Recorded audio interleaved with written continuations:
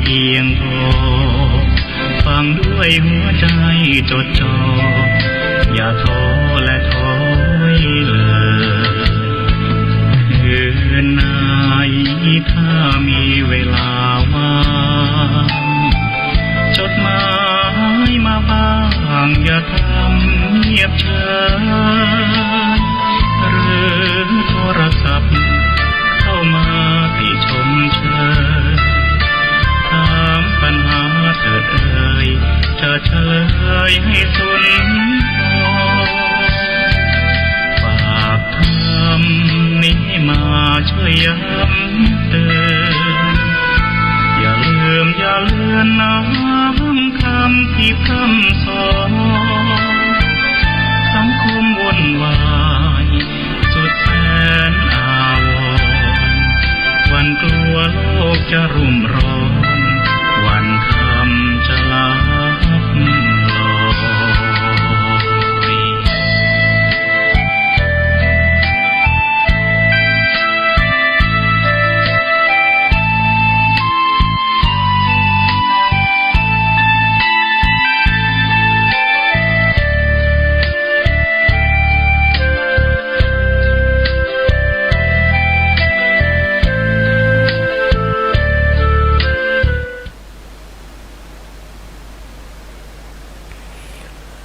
ขอถวายความเคารพแด่พระเถระครูบาอาจารย์พระเจ้าพระสงฆ์จุตนจุองค์ขอเจริญพรกับศรัทธาสาธุชนทุกท่าน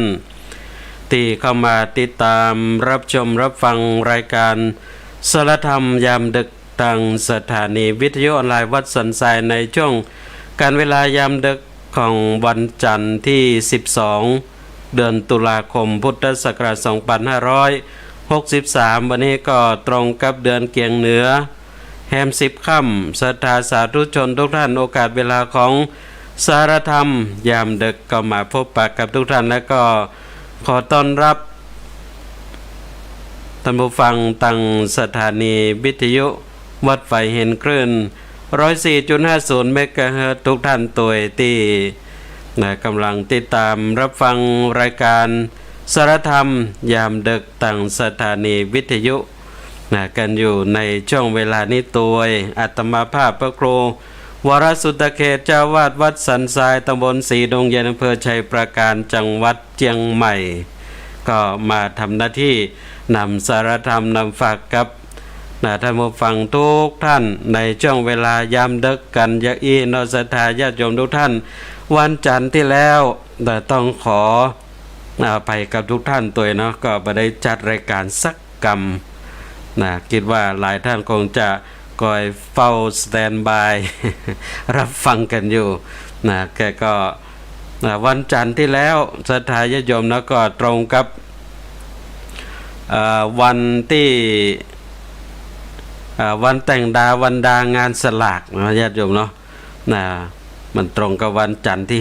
5เดือนตุลาก็พอดีตรงกับวันดาสลากที่วัดพอดีเนาะศรัทธาญาติโยมตรงกับดาสลากที่วัดก็เลยไม่ได้จัดสักกรรมฉะนั้นก็ต้องขออภัยกับท่านผู้ตัวติดตามรับชมรับฟังก็บอกว่าวันจันทร์วันนี้FC แฟนคลับทั้งหลายทั้งมวลที่ตัวติดตามรับฟังจะหายไปพ้องหรือไม่จะได้ก็จะได้ก็ดังที่กล่าวนะศรัทธาญาติโยมก็เนื่องด้วยภารกิจหน้าที่การงานด้วยความจำเป็นเพราะว่าจัดสารธรรมยามดึกแล้วก็แฮมวันเป็นงานสลากน้อยญาติโยมก็ต้องตื่นตั้งแต่เจ้าญาติโยมเตรียมการเตรียมงานก็คงบ่ไหวแน่ๆนะสำหรับในวัยสังขารอายุที่เข้ามา40กว่าแล้วญาติโยมเนาะก็นอนดึกตื่นเช้าลงไปก็บ่ไหวก็ต้องเผื่อสุขภาพร่างกายตัวนะฉะนั้นก็ต้องขออภัยกันตัวเมื่อวันจันทร์ที่แล้วแต่จะได้ก็ตามนะญาติโยมสำหรับ FC แฟนคลับแน่นอนนั้นก็ย่อมบ่พลาดแน่นอนตัวติดตามรับชมรับฟังกันอยู่อย่างนี้ต้องขออนุโมทนากับทุกท่านตัวนะวันนี้ก็เป็นช่วงยามดึกของ วันจันทร์วันนี้ศรัทธาญาติโยมอากาศก็เริ่มหนาวเริ่มเย็นมาแล้วนะญาติโยมเนาะก็จะเข้าสู่หน้าหนาวแล้วปลายฝนต้นหนาวอนุโมทนากับทุกท่านที่เข้ามาติดตามรับชมรับฟังในช่วงเวลานี้ตัวยมปีวันดีโอมุระตังประเทศญี่ปุ่นเข้ามาติดตามรับชมรับฟังขออนุโมทนาตัวแล้วก็เยาวชนน้องณภัทรวงศ์นาป่าเข้ามาติดตามรับชมรับฟังแล้วก็คอมเมนต์เข้ามาตัวนะรู้จักพอก่อสุขทุกสถานรู้จักการเวลาพาสดใสรู้จักตนพ้นทุกข์เป็นสุขใจรู้จักใครไม่สู้รู้จักตนสวัสดีครับสาธุครับนะโมทนาตัวกับเยาวชนน้องณภัทรวงศ์นาป่าอนุโมทนากับโยมประสงค์ของขิมเข้ามาติดตามรับชมรับฟังในช่วงเวลานี้อนุโมทนากับคุณมรอนชัยกันทาตังเมืองปายแม่ฮ่องสอนเข้ามาติดตามรับชมรับฟังในช่วงเวลายามเด็กใจตัวเนาะคุณหมอก็นอนเด็กเหมือนกันคุณหมอรอนคงจะทำงานอยู่ในช่วงเวลานี้อนุโมทนากับโยมแม่แสงลากวิชัยเข้ามาติดตามรับชมรับฟังในช่วงเวลานี้เข้ามาแล้วก็จะไปเริ่มกดไลค์กดแชร์กันไปตัวเนื้อญาติโยมเนาะกดไลค์กดแชร์แล้วก็คอมเมนต์ทักทายอุจาสนทนากันเข้ามาได้เป็นคู่เป็นกิมกันในยามเด็กเนื้อศรัทธาญาติโยมทุกท่านนะก็เข้ามาติดตามรับชมรับฟังแล้วก็ช่วยแชร์กันไปตัวนะคนละแชร์คนละแชร์แชร์ต่อก็ได้บุญญาติโยมเนาะแชร์ต่อก็ได้บุญเป็นโอกาสให้ผู้คนได้เข้าถึงรายการธรรมะกันนักขึ้นอย่างนี้เราช่วยกันแชร์ต่อกันไปตัวเนื้อญาติโยมทุกท่านนะสำหรับสารธรรมนำฝากทุกท่านในยามดึกของคืนวันนี้ญาติโยมทุกท่านก็จะนำฝากทุกท่านด้วยเรื่องของมุมมองและก็การพอโลกญาติโยมจะสุขจะทุกข์ชีวิตจะมีหวังหมดหวังอยู่ที่แง่คิดมุมมองของเฮาที่พอโลกนะญาติโยมคนที่มีมุมมองพอโลกในด้านดีๆนี่ญาติโยมแล้วก็จะทำให้พอหันโอกาสและก็พอหันทิศทางที่จะเรียกกันว่าพัฒนาตัวเก่าขึ้นไปได้อยู่ตลอดเวลาเนาะญาติโยมทุกท่านสำหรับมุมมองแรกในชีวิตของเราที่ควรที่จะพอนั่นก็คือทุกอย่างในโลกนี้มันมีสองด้านญาติโยมทั้งสร้างความทุกข์และก็ความสุขให้กับชีวิตของเราฉะนั้นจงเลือกพอเฉพาะด้านที่สวยงามใช้เวลากับมันเพื่อสร้างความอิ่มเอมใจส่วนแหมด้านหนึ่งนะด้านที่สร้างความทุกข์ให้กับชีวิตของเรานั้นพอผ่านไปเหียแล้วก็เก็บไว้เป็นบทเรียนในชีวิตของเราญาติโยมทุกท่านในชีวิตของคนเฮานั้นดังที่ได้กล่าวถึงแล้วก็อยู่ไปถึง100 ปีญาติโยมเนาะอยู่ถึงไปถึง100 ปีนะฉะนั้นเมื่ออยู่ไปถึง100 ปีนะแล้วก็นับวันเวลาชีวิตของเฮาก็สั้นลงไปเรื่อยๆเฮาใจมันไปเรื่อยๆเหมือนกับเตียนที่เฮาจุดเนาะมันก็หมอดไหม้เผาตัวของมันเองนะหมอดไหม้ไปเรื่อยสั้นลงเหมือนกับเฮาใจชีวิตอยู่บนโลกนี้ยิ่งการเวลาผ่านไปเหมือนมกใดอายุเฮานักมกใดก็เป็นสิ่งที่บ่งบอกเฮาทราบว่าเวลาชีวิตของเฮานั้นเหลือน้อยลงแล้วฉะนั้นเมื่อเหลือเวลาน้อยใจศรัทธาญาติโยมจะไปปล่อยให้ชีวิตนั้นเสียเวลากับเรื่องที่บ่เป็นเรื่องกับเรื่องที่สร้างความทุกข์ใจของเฮาพอผ่านไปเหียแล้วเก็บไว้เป็นบทเรียนชีวิตของเฮาหาพออย่างในด้านที่มันสวยงามแล้วก็ใช้เวลากับพออย่างที่มันสวยงามด้านดีๆไว้เพื่อความอิ่มเอมใจของเฮาเนื้อศรัทธาญาติโยมทุกท่านนอกจากนั้นแล้วศรัทธาญาติโยมเรื่องของความคิดนั้น เป็นสิ่งวิเศษความคิดเนี่ยญาติโยมเนาะนะเราพอว่าเป็นสิ่งที่เป็นสิ่งวิเศษสำหรับความคิดฉะนั้นเราจงคิดแต่สิ่งที่ดีงาม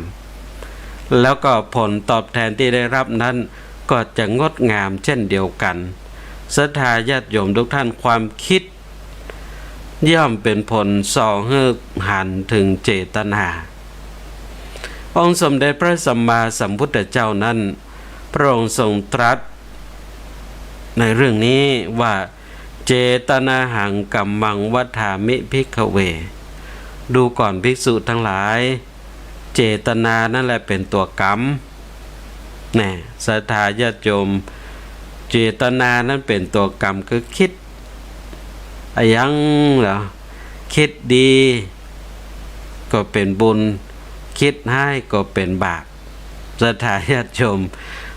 ช่วงเวลานี้ก็มีประเด็นฮิตๆฮ้อนๆ ประเด็นของพระนักเทศน์ชื่อดังสองรูปพระนักเทศน์ชื่อดังสองรูปท่านอาจารย์พระมหาไพวันวัดสร้อยทองแล้วก็ท่านอาจารย์พระศักดาก็ถือว่าเป็นพระนักเทศน์ชื่อดังทั้งสองรูปมีแง่คิดก็เป็นประเด็นเป็นฮิตฮอตอยู่ในช่วงเวลานี้หันตามหน้าเพจ เรื่องของเกมเกมที่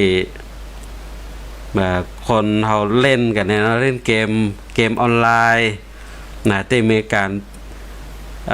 บทของการใจปืนยิงกันฆ่ากันเนี่ยศรัทธาญาติโยมเนาะก็มีคนไปสอบถามท่านว่าการเล่นเกมเกมฆ่ากันเนี่ยเป็นบาปก่อศรัทธาญาติโยมอาจารย์พระศักดาก็ว่าบาปมีส่วนของความเป็นบาปถ้าว่ามีส่วนของความเป็นบาปส่วนท่านอาจารย์พระมหาไพวันก็กล่าวว่าบ่เป็นบาปเพราะ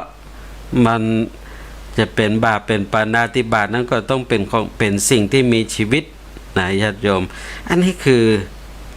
มุมมองและความคิดญาติโยมเนาะ แต่ถ้า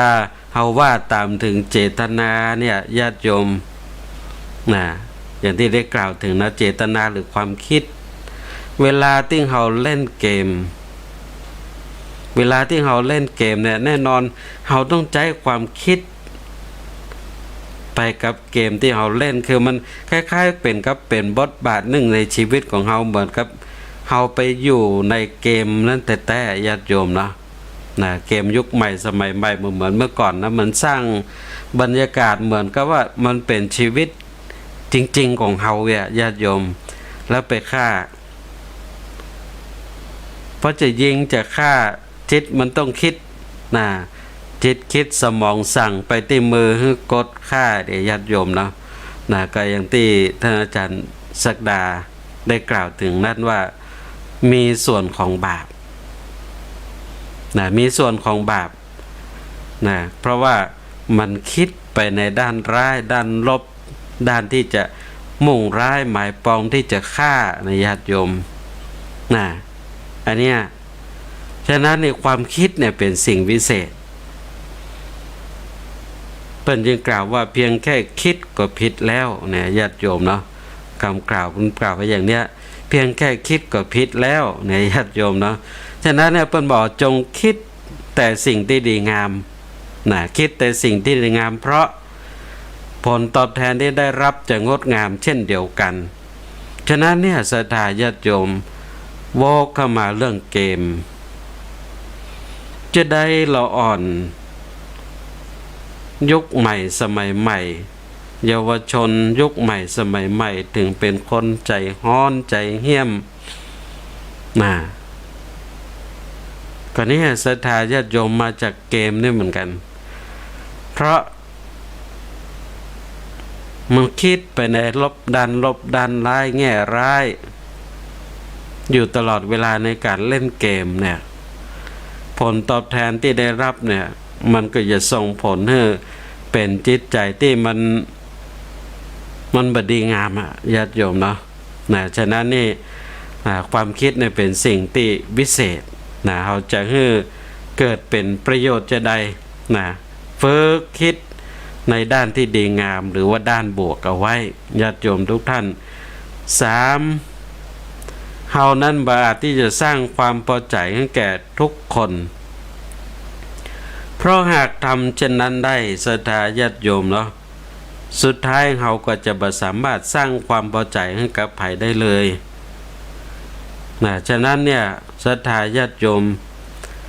คนบนโลกใบนี้หันสิ่งเดียวกัน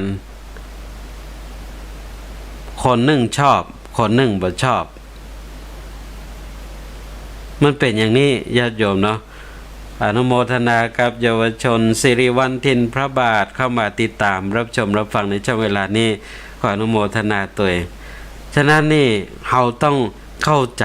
อย่างนี้เนาะญาติโยมว่าเฮาบ่อาจที่จะสร้างความพอใจแก่ทุกคนได้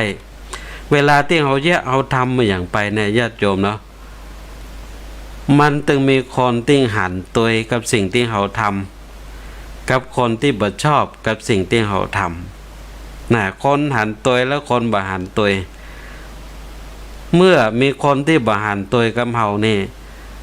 ก็จะไปเสียกำลังใจจะไปเป็นทุกข์ใจโนศรัทธาญาติโยมเพราะอย่างเนี้ยเฮาบ่สามารถสร้างความพอใจให้แก่ทุกคนได้บนโลกใบนี้ศรัทธาญาติโยมเก่งมากใดก็ตามทำอะไรอย่างออกมาจะให้คนถูกใจชอบใจไปหมดทุกคนบนโลกใบนี้มีญาติโยมแม้แต่องค์สมเด็จพระสัมมาสัมพุทธเจ้าญาติโยมแล้วในครั้งพุทธกาลเนี่ยพระองค์แสดงธรรมโปรดผู้คนทั้งหลายนำเอาสิ่งที่เป็นสาระเป็นประโยชน์นำสิ่งที่ดีงามเป็นผู้ที่มีจิตเมตตาบ่คิดมุ่งร้ายหมายปองไผบ่อิจฉาริษยาอย่างไผญาติโยมมุ่งแต่ทำหน้าที่ของพระองค์ในการเผยแผ่ธรรมแต่ก็ดังที่เราศึกษาพุทธประวัตินั่นแหละญาติโยมองค์สมเด็จพระสัมมาสัมพุทธเจ้าก็บ่สามารถที่จะทำให้คนทุกคนในชมพูทวีปเวลานั้นหันชอบเหมือนกับพระองค์ได้หมดญาติโยมบ่มี ฉะนั้นเนี่ยแม้แต่องค์สมเด็จพระสัมมาสัมพุทธเจ้าที่เป็นพระบรมครูเป็นพระบรมศาสดาขนาดนั้นเนี่ยยังบ่สามารถทำให้ไผถูกใจไปได้หมดทุกคนฉะนั้นเนี่ยเขาก็จะเป็นทุกข์ใจไปยังศรัทธาญาติโยมเนาะเวลาที่เขาเอาทำมาอย่างแล้วมีคนหันตัวเอาพ่องบ่หันตัวเอาพ่องว่าเขาพ่องบ่ต้องไปทุกข์ใจญาติโยมมันเป็นธรรมดา มันเป็นธรรมดาฉะนั้นเนี่ยเฮาต้องซื่อสัตย์กับตัวของเฮารับฟังโต้แย้งโดยเหตุผลและยึดมั่นในสิ่งดีงามรู้ว่าสิ่งที่เฮาทำเนี่ยเป็นสิ่งดีงามแล้ว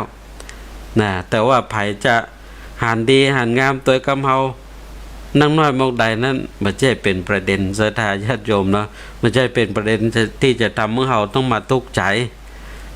ของเฮาว่าสิ่งที่เราทำนั้นเป็นสิ่งที่ดีงามอนุโมทนากับโยมลีชัยตันเข้ามาติดตามรับชมรับฟังขออนุโมทนาตัวนี่ญาติโยมนะเราบ่สามารถที่จะให้ภัยบนโลกใบนี้พอใจยินดีกับสิ่งที่เราทำชอบในสิ่งที่เราทำได้ทั้งหมดฉะนั้นจะไปทุกข์ใจญาติโยมเนาะจะไปทุกข์ใจ มันเป็นธรรมดา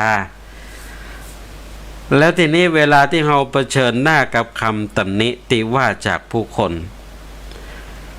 หากว่าผู้ใดกลัวหรือมัวแต่หลีกหนี นะย่อมที่จะ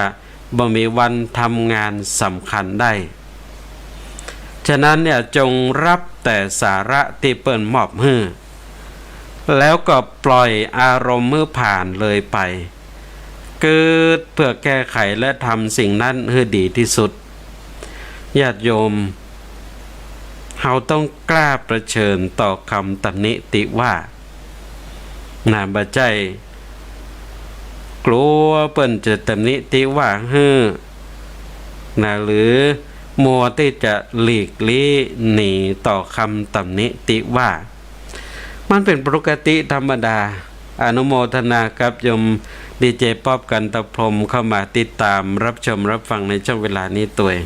มันเป็นธรรมดาศรัทธาญาติโยมเนาะอย่างที่ได้กล่าวถึงไปนั่นน่ะถึงบ่มีภัยหนีได้หนีคำตำหนิติว่าในญาติโยมก็ดังที่ว่านะกล่าวถึงประวัติองค์สมเด็จพระสัมมาสัมพุทธเจ้านะพระองค์ก็หนีบ่พ้นเหมือนกันคำตำหนิติว่าในญาติโยมนะถึงกระทั่งว่าพระสารีบุตรนะพระอานนท์นะที่เป็นพระสาวกติดตามในญาติโยมเนาะอนุโมทนากับโยมแม่แสงล่ากาวิชัยได้แชร์ต่อไปแหม1แชร์นะขออนุโมทนาตัวนะทุกท่านเข้ามาแล้วก็ช่วยกันแชร์ไปเตเนอร์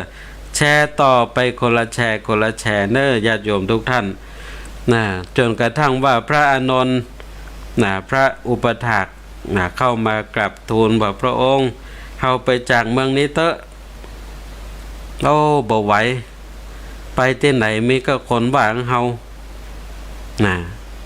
องค์สมเด็จพระสัมมาสัมพุทธเจ้าก็ตรัสถามพระอานนท์ว่าอานนท์นะเฮาจะถ้าเฮาไปเมืองอื่นแหมเปิ้นว่างเฮาจะตำหนิเฮาอย่างแหมนี่อย่าแย่ได้พระอานนท์ก็ว่าเฮาก็หนีไปในเมืองพระเจ้าค่ะ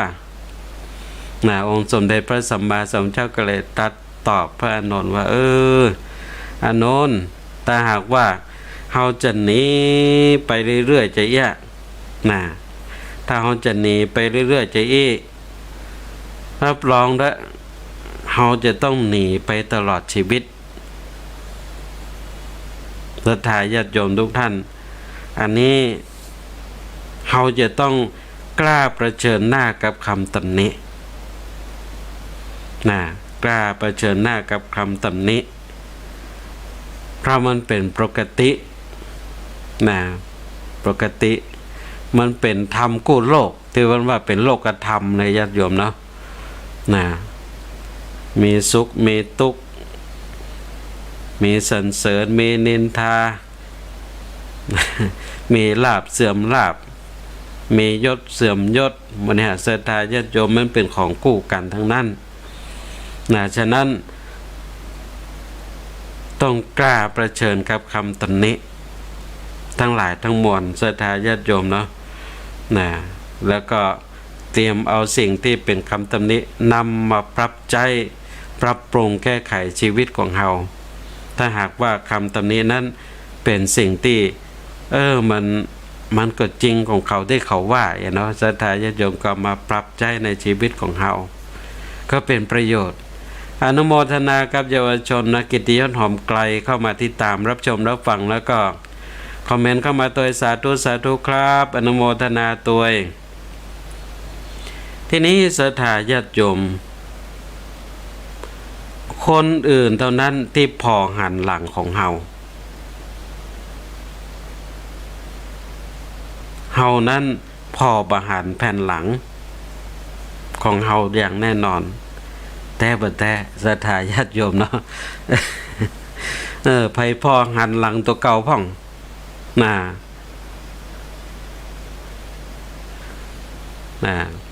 ไผพ่อหันหลังตัวเก่าพ่องญาติโยมเนาะถ้าว่าส่องพอกระจกขนาดส่องพอกระจกก็ยังหันบ่ชัดเจนนะญาติโยมเนาะหลังของเฮายังพอบ่หันหรือพอบ่ชัดเจนนะซึ่งเฮาก็จะหันก็ตั้งหน้าญาติโยมเนาะหันก็ตั้งหน้าแต่ตั้งหลังนี่บ่หันฉะนั้นเนี่ย แน่นอนเราย่อมที่จะพอบาหันความผิดของตัวเก่าอนุโมทนากับเยาวชนน้องกิตติยศหอมไกลคอมเมนต์เข้ามาตัววันพรุ่งสลากวัดถ้ำตับเตาธรรมโกไปเริ่มมานะครับนะอนุโมทนาตัวนะคอมเมนต์เข้ามาในช่วงเวลานี้ขออนุโมทนาตัวเนอเฮาพอบาหันแผ่นหลังของเฮาฉันใดก็ตามศรัทธาญาติโยมเฮาย่อมพอบาหันความผิดของตัวเก่าฉันนั้นเหมือนกันญาติโยมฉะนั้นสำคัญที่สุดเนาะคนที่จะพัฒนาตัวเก่าคนที่จะพัฒนาตัวเก่าแล้วก็สร้างพัฒนาการของตัวเก่าได้นั้นเนี่ยจะต้องเป็นคนที่ฟังคำแนะนำจากผู้อื่นแล้วนำมาใช้ให้เกิดประโยชน์กับชีวิตของเราคนที่พร้อมที่จะรับฟังคำแนะนำจากผู้อื่นย่อมเป็นคนที่เปิ้นฮ้องว่าเปรียบเหมือนกับชาที่บรรล้นถ้วยนะญาติโยมอย่างช่วงออกพรรษานะวันออกพรรษาที่ผ่านมาเนี่ยญาติโยมเนาะนะเขาก็จะทราบถึงวันออกพรรษานั้นเป็นห้องเจื่อมวันหนึ่งว่าวันมหาปวารณาวันมหาปวารณาคือวันที่พระเจ้าประสงค์นั้นไปลงอุโบสถทุกครั้งการลงอุโบสถนั้นศรัทธาญาติโยมเนาะก็จะไปฟังพระปาติโมกข์ฟังพระปาติโมกข์แต่ในวันออกพรรษาเป็นวันที่พระเจ้าประสงค์นั้นไปร่วมกันกล่าวคำปวารณาสังคัมพันเตปวาเรมิทิเถนวาสุเตนวาปริสังกายวาวะทันตุมังอายสมันโตอนุกัมปังอุปาทายะปัสสันโตปฏิกริสามิไปกล่าวคำปวารณาต่อกันและกันปวารณาคือการบอกกล่าวต่อกันในที่ประชุมสงฆ์นั้นญาติโยมว่าตลอดระยะเวลาที่จำพรรษาอยู่ด้วยกันร่วมทำสังฆกรรมด้วยกันมาเนี่ย3 เดือนหากว่าท่านหันข้อบกพร่องข้อผิดพลาดอย่างของข้าพเจ้านั้นขอได้โปรดชี้แนะช่วยบอกให้ตัวนี่นะศรัทธาญาติโยมทั้งพระมหาเถระผู้ใหญ่ทั้งพระผู้น้อยมีอายุพรรษาน้อย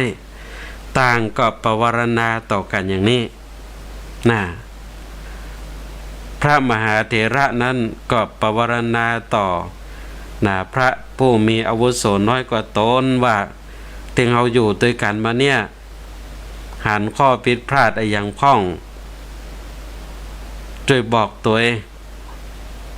ส่วนพระที่มีอาวุโสน้อยมีพรรษาน้อยก็ปวารณาต่อพระมหาเถระผู้ใหญ่ว่าหันข้อผิดพลาดอย่างของผมพ้องช่วยจีนแนะช่วยบอกกล่าวตัวนี่ญาติโยมในวันมหาปวารณานั้นคือวันที่ยินยอมพร้อมที่จะรับฟังคำแนะนำของกันและกันในหมู่ของพระเจ้าประสงค์กระเชกเช่นดังนี้เราศรัทธาญาติโยมว่าคนเฮานั้นพอหลังตัวเก่าบหันฉันใดก็ตามเฮาย่อมพอหันความผิดพลาดของตัวเก่าบหันฉันนั้นจึงต้องพร้อมที่จะฟังคำแนะนำจากผู้อื่น แล้วนำมาใช้เกิดประโยชน์นะศรัทธาญาติคือนำเอาคำแนะนำจากผู้อื่นมาปรับปรุงแก้ไขวิถีชีวิตของเรา คนที่พร้อมที่จะรับฟังคำแนะนำบอกกล่าวจากผู้อื่นผู้รู้นี่ศรัทธาญาติโยมจะมีโอกาสพัฒนาตนสร้างพัฒนาการในชีวิตของตัวเก่าขึ้นมาอยู่เรื่อยๆเขาก็จะหันเนาะศรัทธาญาติโยมภาพของคนที่พร้อมที่จะรับฟังคำแนะนำจากผู้อื่นเนี่ยชีวิตก็จะพัฒนาดีขึ้นเรื่อยๆเพราะมันจะนำเอาสิ่งที่ได้ฟังคำแนะนำนั้นไปปรับใจในการดำเนินชีวิตแต่คนที่บอกฟังไผเปิ้นบอกจะได้เปิ้นเตือนจะได้ก็บอกฟังถือตัวแน่แย่แล้วบอกแก้ไขญาติโยมอันเนี้ยรับรองว่าชีวิตนั้นบอกพัฒนาแล้วก็จะตกต่ำก็เหมือนกับในบ้านในเมืองเขาได้ยินเนี่ยศรัทธาญาติโยมเนาะ เพิ่นบอกกันออกไป แต่ก็ยังบาดคอยเงี่ยงหูฟังว่าเพิ่นบอกให้ออกไปนั้นเพราะอะไรยังเฮามีข้อผิดพลาดอะไรยังถ้าเงี่ยงหูรับฟังพร้อมที่จะรับฟังคำแนะนำรับนำไปปรับใจเนี่ยรับรองว่าจะรุ่งรับรองว่าจะรุ่งแต่ถ้าบ่พร้อมที่จะรับฟังคำแนะนำอย่างจากไผ่นี่เกิดว่าตัวแน่แย่แล้วก็จะบ่แก้ไขเนี่ยญาติโยมก็รับรองว่าล่วงบ่เป็นท่าแน่นอน ล่วงบ่เป็นท่าแน่นอนฉะนั้นนี่ญาติโยมทุกท่านอันนี้เป็นสิ่งสำคัญแต่เนาะเป็นมุมมองการพอโลกของเฮาต้องเข้าใจว่าอย่างนี้ว่าเฮาบ่สามารถที่จะพอหันหลังของเฮาได้ฉะนั้น ก็ต้องใจคนอื่นเนาะใจคนอื่นนั้นเป็นกระจกส่องเฮาเอานั่นก็คือใจคนทั้งหลายเนี่ยที่เปิ้นหันเฮาแล้วเปิ้นข้อชี้แนะชี้นำเปิ้นบอกกล่าวจะได้ก็ต้องเงี่ยงหูฟังแล้วก็นำเอาไปปรับปรุงแก้ไขจะทำเมื่อชีวิตนั้นรุ่งโรจน์อย่างแน่นอนศรัทธาญาติโยมทีนี้ต่อมานั้นเปิ้นก็บอกว่าให้โอ้หูน้อยลงกึดให้หนักขึ้นหาข้อมูลให้นักกึดให้นัก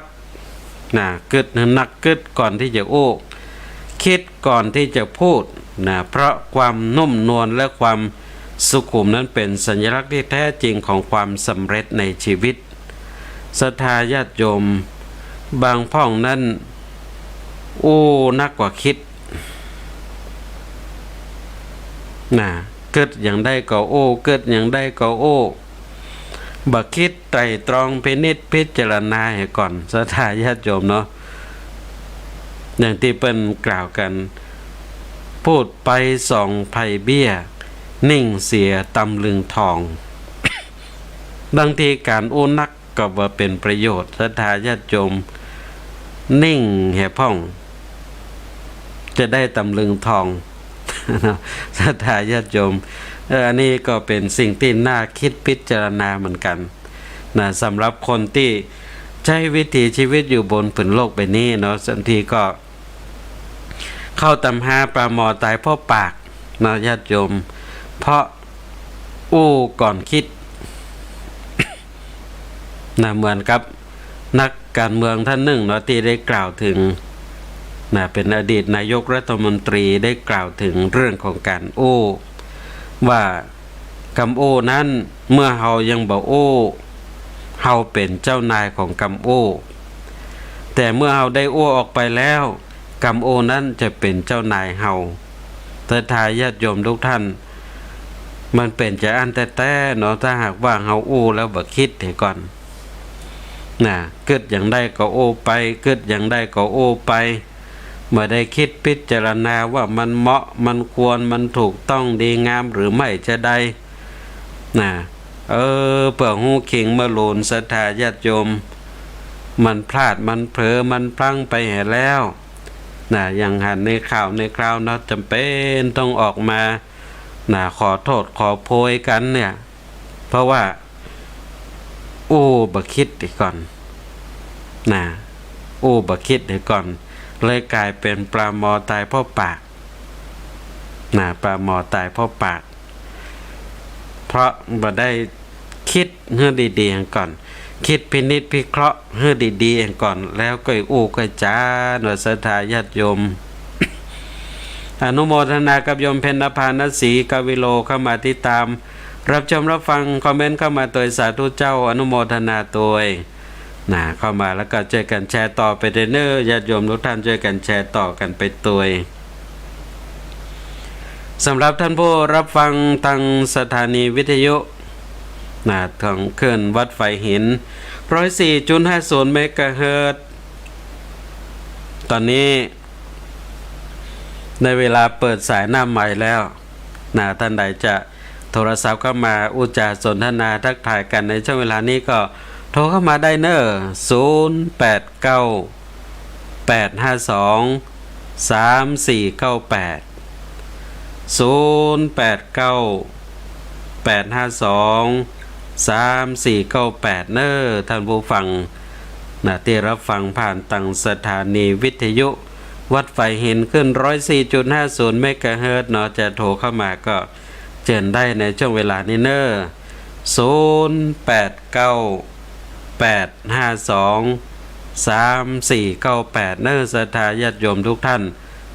สำหรับท่านที่รับชมรับฟังผ่านทางถ่ายทอดสดก็คอมเมนต์เข้ามาอุจจาทักทายกันเข้ามาได้เนอะในช่วงเวลานี้แล้วก็ช่วยกันแชร์ต่อกันไปตัวคนละแชร์เนอะญาติโยมทุกท่านในช่วงเวลายามดึกกันจะฉะนั้นศรัทธาญาติโยมกำกำจานั่นสำคัญแต่เนาะเขาจะจะจายังก็ต้องใครควรเป็นนิจพิจารณาเรียกว่าเมตตาวจีกรรมจะยังก็ให้กรรมนั้นประกอบไปด้วยจิตที่เมตตาปรารถนาดีต่อผู้คนทั้งหลายจะยังแต่ก่อนเฮาเองไปเปิ้นจะชอบใจหรือบ่ชอบใจฮะเนาะศรัทธาญาติโยมมาละเสียงสายแรกในยามดึกคืนนี้เจริญพรเจริญพรเจริญพรเจริญพรราชการก็แฟนพันธุ์แท้ครับ แฟนพันธุ์แท้ต่างข้างวัดแม่ริมเนาะวันจันทร์ที่แล้วขออภัยแต่เนอะพอดีเป็นวันดาสลากก็ใส่มันบ่ออกเป็นยัง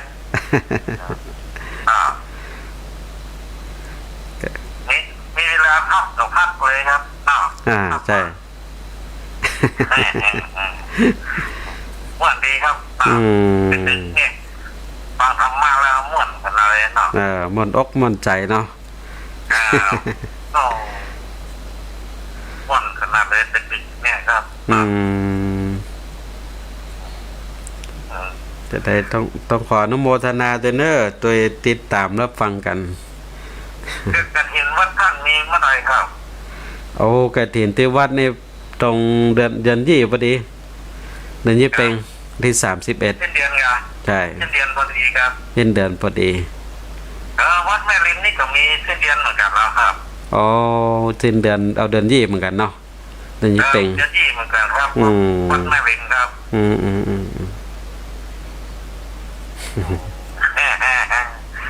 มันโดนกันหลายวันเนาะใช่มันเป็นวันสุดท้ายแล้วเนาะสุดท้ายของการกฐินแล้วครับ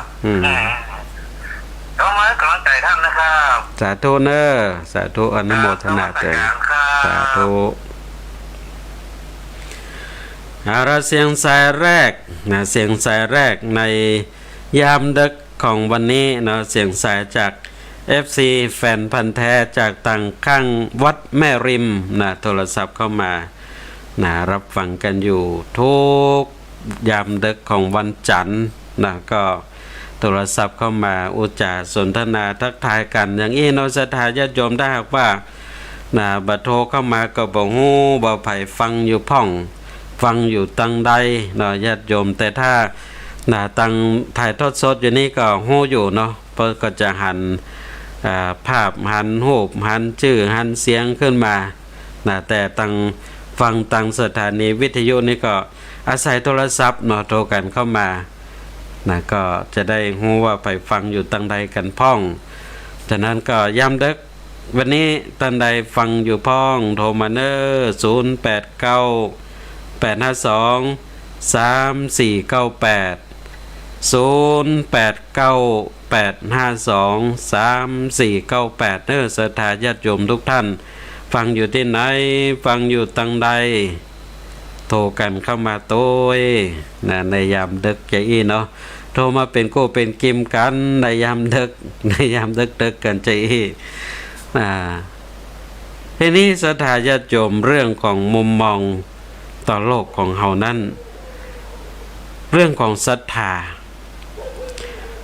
ในตัวเก่าที่ใดมีศรัทธาที่นั้นย่อมบ่มีความสิ้นหวังฉะนั้นเนี่ยเราจะต้องฝึกให้เราเป็นคนที่มีความศรัทธาในตัวเก่าเมื่อใดที่เราศรัทธาในตัวเก่าเมื่อนั้นเราก็จะบ่สิ้นหวังคือเชื่อในตัวของเราเชื่อในความสามารถของตัวเราเองเนี่ยศรัทธาญาติโยมอันนี้สำคัญที่สุดสำคัญที่สุดบ่ต้องไป เอาศรัทธาไปผูกมัดไว้กับสิ่งอื่นนักลำไปศรัทธาในตัวของเราเนี่ยศรัทธาญาติโยมสำคัญที่สุดและเชื่อในตัวเก่าเชื่อในตัวเก่าองค์สมเด็จพระสัมมาสัมพุทธเจ้าในพระองค์ทรงตรัสถึงว่ามนุษย์เราทุกคนนั้นมีศักยภาพในตัวเก่ามีศักยภาพมีความสามารถในการที่จะพัฒนาตัวเก่าฉะนั้นเนี่ยพระองค์จึงทรงพร่ำสอนให้กับเรานั้นเพื่อได้หมั่นพยายามพัฒนาตัวเก่าโดยใจหลักการปฏิบัติธรรมในพระศาสนานั่นก็คือการเจริญสมาธิภาวนาทั้งสมถะภาวนาและก็วิปัสสนาภาวนาอันนี้จะเป็นตัวที่พัฒนาศักยภาพความเป็นมนุษย์ของเราให้สูงขึ้นเรื่อยๆเนาะศรัทธาญาติโยมอันเนี้ยศรัทธาในตัวเก่าเมื่อใดที่เราศรัทธาในตัวเก่าเราจะบ่สิ้นหวังศรัทธาญาติโยมทีนี้คนเราบางพ่องนั้นไปฝากศรัทธาไว้กับสิ่งอื่นนักลำไปญาติโยมบ่ใจไปมีอคติว่าไปถึงนั่นถึงเนาะญาติโยมเนาะบางพ่องเนี่ยมันไปฝากศรัทธาไว้กับสิ่งที่มันอยู่นอกตัวของเฮาดังมาที่เราหันในข่าวประเด็นนี้ก็ไอ้ไข่เนาะไอ้ไข่กุมารเป็นกุมารไข่ไอ้ไข่นี่ก็ดัง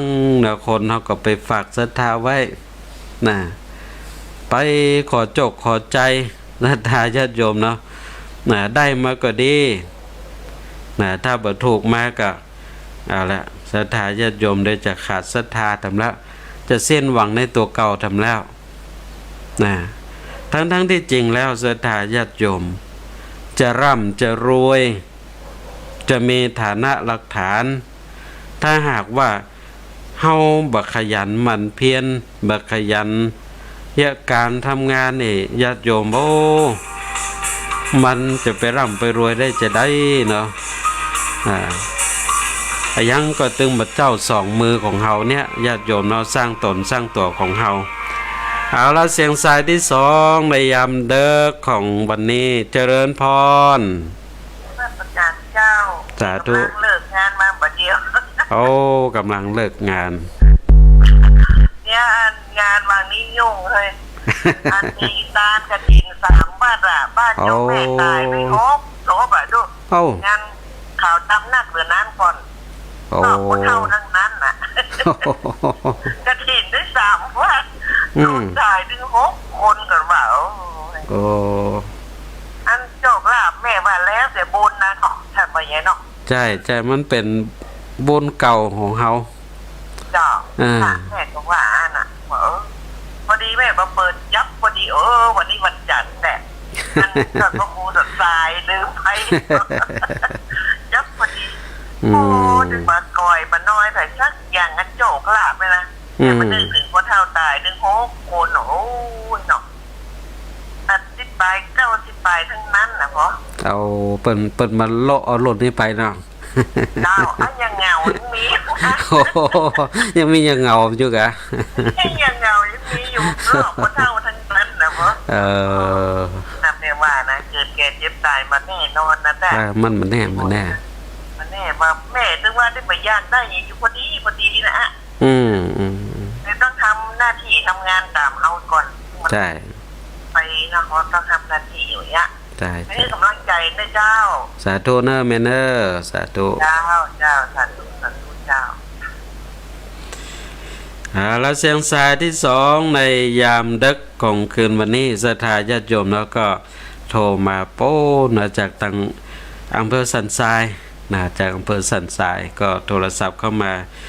งานนักช่วงนี้งานกฐินนะกฐินหลายวัดหลายวาศรัทธาญาติโยมเนาะนะนอกจากนั้นก็ยังแม่ว่าโอ้รวยงานศพตัว 6 ศพไว้อันนี้เนาะโอ้เนี่ยศรัทธาญาติโยมโอ้เอาละเสียงสายที่3ในยามดึกของวันนี้ญาติโยมเจริญพร